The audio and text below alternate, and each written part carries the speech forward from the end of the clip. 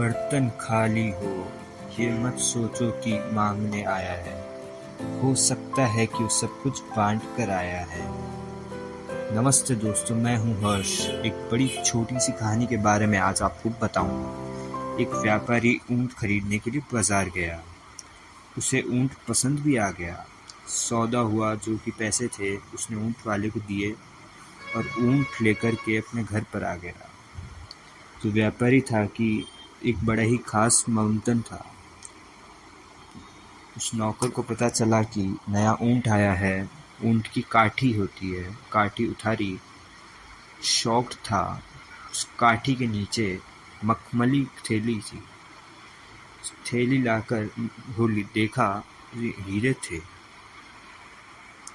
वह चौंक गया। वो दौड़कर मालिक के पास गया। मालिक, आप सिर्फ ऊंट नहीं लाए हो, आप साथ में हीरे भी लाए हो।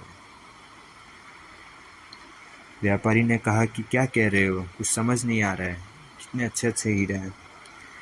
व्यापारी ने कहा, इस थैले को वापस बांधो, मैं वापस लौटा के आता हूँ। नौकर सोचने लगा, ये कितना बेवकूफ़ मालिक है।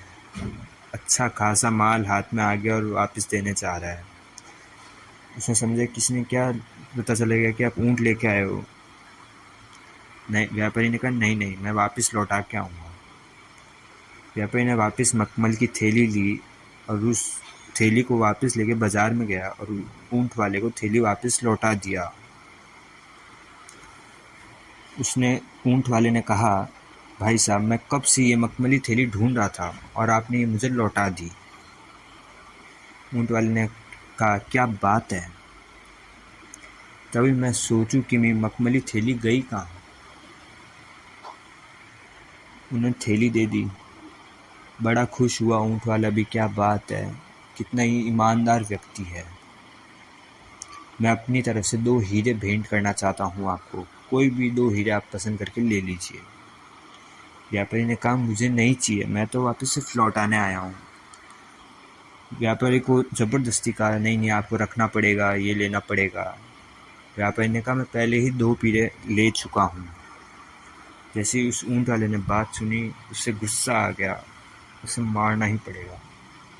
फिर उसने अपने गुस्से पे काबू किया, शांत किया।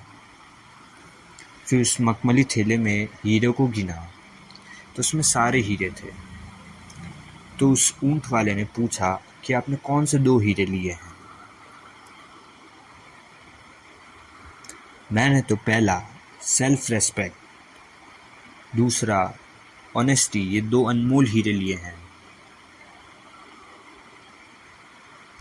बोले, इन 2 बड़ों से कोई हीरे नहीं है। छोटी सी कहानी सार ये कहता है कि जीवन में पैसा ही सब कुछ नहीं होता। आपकी ऑनेस्टी, सेल्फ रिस्पेक्ट बहुत मैटर करती है।